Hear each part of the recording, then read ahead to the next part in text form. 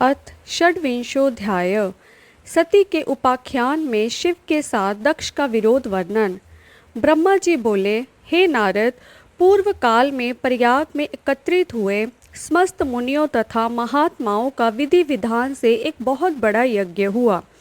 उस यज्ञ में सिद्धगण सनक आदि देवर्षि, प्रजापति, देवता तथा ब्रह्म का साक्षात्कार करने वाले ज्ञानी आए। मैं भी मूर्तिमान महातेजस्वी निगमों और आगमों से युक्त हो सपरिवार वहाँ गया था। अनेक प्रकार के उत्सवों के साथ वहाँ उनका विचित्र समाज जुटा था। वहाँ अनेक शास्त्रों से संबंधित ज्ञान चर्चा होने लगी। हे मुने, उसी समय सती और पार्षदों के साथ त्रिलोक हितकारी सृष्टिकर्ता एवं सबके स्वामी भगवान रुद्र भी वहाँ पहुँचे। शिव को देखकर संपूर्ण देवताओं, सिद्धों, मुनियों और मैंने भक्ति भाव से उन्हें प्रणाम किया और उनकी स्तुति की। तत्पश्चात शिव जी की आज्ञा पाकर सब लोग प्रसन्नता पूर्वक यथास्थान बैठ गए। भगवान के दर्शन से संतुष्ट होकर सब लोग अपने भाग्य की सराहना करने लगे। उसी समय प्रजापतियों के स्वामी महातेजस्वी प्रभु दक्ष प्रजापति घूमते हुए प्रसन्नता पूर्वक वहाँ अकस्मात आए। वे मुझे प्रणाम कर मेरी आज्ञा से वहाँ बैठ गए।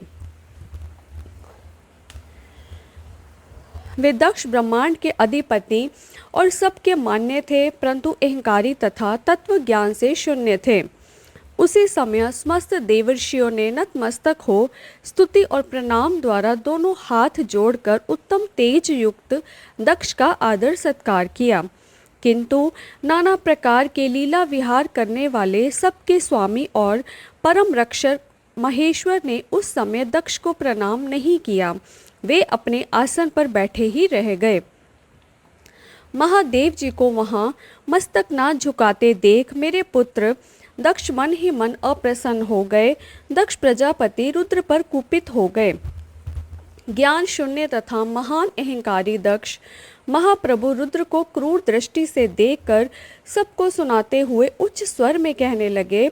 दक्ष बोले, ये सब देवता, असुर, श्रेष्ठ ब्राह्मण तथा ऋषि मुझे विशेष रूप से मस्तक झुकाते हैं, परंतु वह जो प्रेतों और पिशाचों से गिरा हुआ महामनस्वी है, वह दुष्ट मनुष्य के समान कैसे हो गया। शमशान में निवास करने वाला निर्लज्ज मुझे इस समय प्रणाम क्यों नहीं करता। इसके कर्म लुप्त हो गए हैं। यह भूतों और पिशाचों से सेवित हो मत वाला बना रहता है, शास्त्रीय विधि से रहित है तथा नीति मार्ग को सदा कलंकित करता है। इसके साथ रहने वाला या इसका अनुसरण करने वाला लोग पाखंडी, दुष्ट, पापाचारी तथा ब्राह्मण को देखकर उद्गंडता पूर्वक उसकी निंदा करने वाले होते हैं। यह स्वयं ही स्त्री में आसक्त रहने वाला तथा रति कर्म में ही दक्ष है, अतः मैं इसे शाप देने के लिए उद्युक्त हूँ। ब्रह्मा जी बोले, इस प्रकार कहकर वे महादुष्ट दक्ष कुपित होकर रुद्र के प्रति कहने लगे, हे ब्राह्मणों एवं देवताओं, यह रुद्र मेरे तथा आप सभी के द्वारा वध्य है। दक्ष बोले, मैं इस रुद्र को यज्ञ से बहिष्कृत करता हूँ। यह चारों वर्णों से बाहर, शमशान में निवास करने वाला तथा उत्तम कुल और जन्म से हीन है, इसलिए यह देवताओं के साथ यज्ञ में भाग ना पाए। ब्रह्मा जी बोले, हे नारद, दक्ष की कही हुई यह बात सुनकर भृगु आदि बहुत से महेशी रुद्रदेव को दुष्ट मानकर देवताओं के साथ उनकी निंदा करने लगे। दक्ष की बात सुनकर गणेश्वर नंदी को बड़ा रोष हुआ।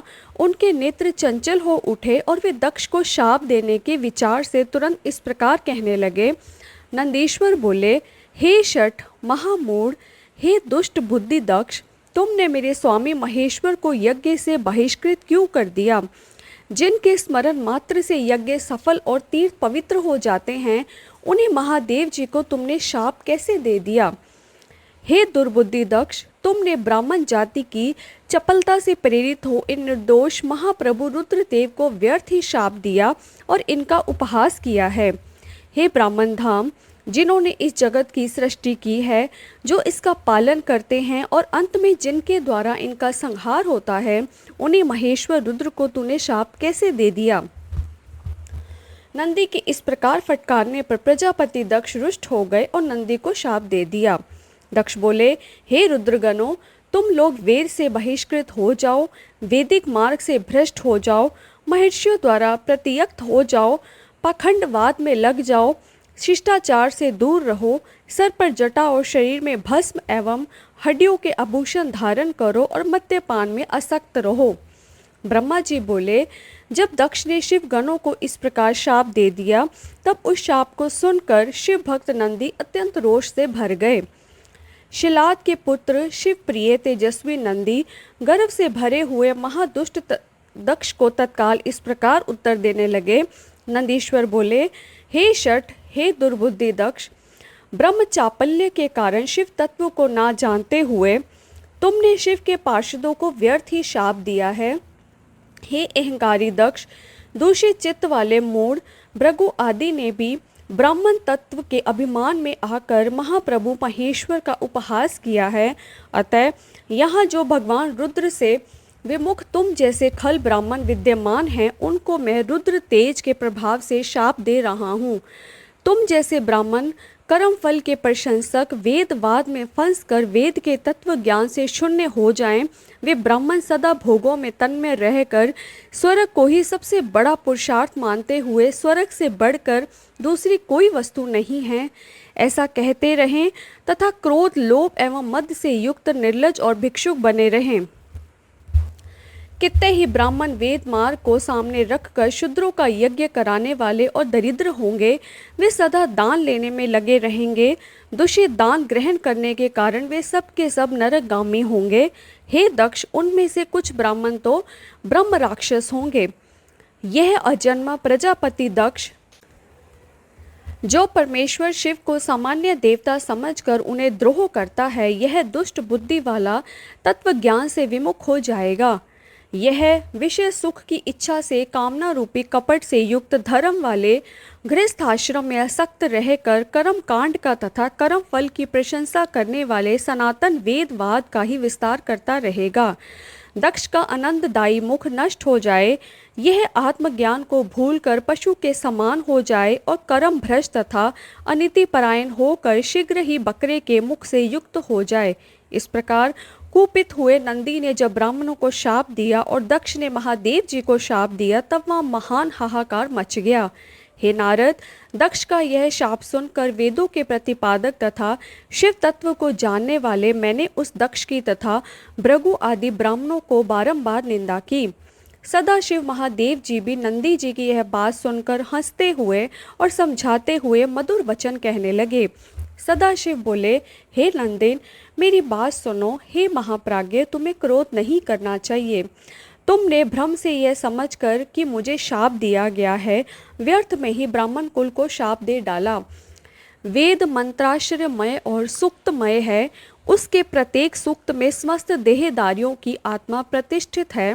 उन मंत्रों के ज्ञाता नित्य आत्मवेता हैं, इसलिए तुम रोषवश उन्हें शाप ना दो। किसी कुत्सित बुद्धि वाले को भी कभी वेदों को शाप नहीं देना चाहिए। इस समय मुझे शाप नहीं मिला है, इस बात को तुम्हें ठीक ठीक समझना चाहिए। हे महामते, तुम तो सनकादि को भी तत्व ज्ञान का उपदेश देने वाले हो, अतः शांत हो जाओ। मैं ही यज्ञ हूँ, मैं ही यज्ञ कर्म हूँ, यज्ञों के अंग में भी मैं ही हूँ, यज्ञ की आत्मा मैं ही हूँ, यज्ञ परायण यजमान मैं ही हूँ और यज्ञ से बहिष्कृत मैं ही हूँ। यज्ञ कौन है, तुम कौन हो और ये कौन है? वास्तव में सब मैं ही हूँ। तुम अपनी बुद्धि से इस बात का विचार करो। तुमने ब्राह्मणों को व्यर्थ ही शाप दिया है। हे महामते, हे नंदिन, तुम तत्व ज्ञान के द्वारा प्रपंच रचना को दूर करके विवेक परायण, स्वस्थ तथा क्रोध आदि से रहित हो जाओ। ब्रह्मा जी बोले, इस प्रकार भगवान शिव द्वारा समझाए जाने पर वे नंदी परम ज्ञान से युक्त और क्रोध रहित होकर शांत हो गए। वे भगवान शिव भी अपने प्राण प्रिय गण नंदी को बोध प्रदान करके गणों सहित वहां से प्रसन्नता पूर्वक अपने स्थान को चले गए। इधर रोष से युक्त दक्ष भी चित्त में शिव के प्रति द्रोह युक्त होकर ब्राह्मणों के साथ अपने स्थान को लौट गए। उस समय रुद्र को शाप दिए जाने की घटना का स्मरण करके दक्ष सदा महान रोष से भरे रहते थे। मूर्ख बुद्धि वाले वे शिव के प्रति श्रद्धा को त्याग कर शिव पूजकों की निंदा करने लगे। हे तात, इस प्रकार परमात्मा शंभु के साथ दुर्व्यवहार करके दक्ष ने अपनी जिस दुष्ट बुद्धि का परिचय दिया था वह मैंने आपको बता दिया। अब उनकी और बड़ी दुर्बुद्धि के विषय में सुनिए, मैं बता रहा हूँ। इति श्री शिव महापुराणे द्वितीयायां रुद्र संहितायां द्वितीय सती खंडे सत्ययुपाख्याने शिवेन दक्ष विरोधो नाम षड्विंशोऽध्याय। इस प्रकार श्री शिव महापुराण के अंतर्गत द्वितीय रुद्र संहिता के द्वितीय सती खंड में सती के उपाख्यान में शिव के साथ दक्ष का विरोध वर्णन नामक 26वां अध्याय पूर्ण हुआ। हर हर महा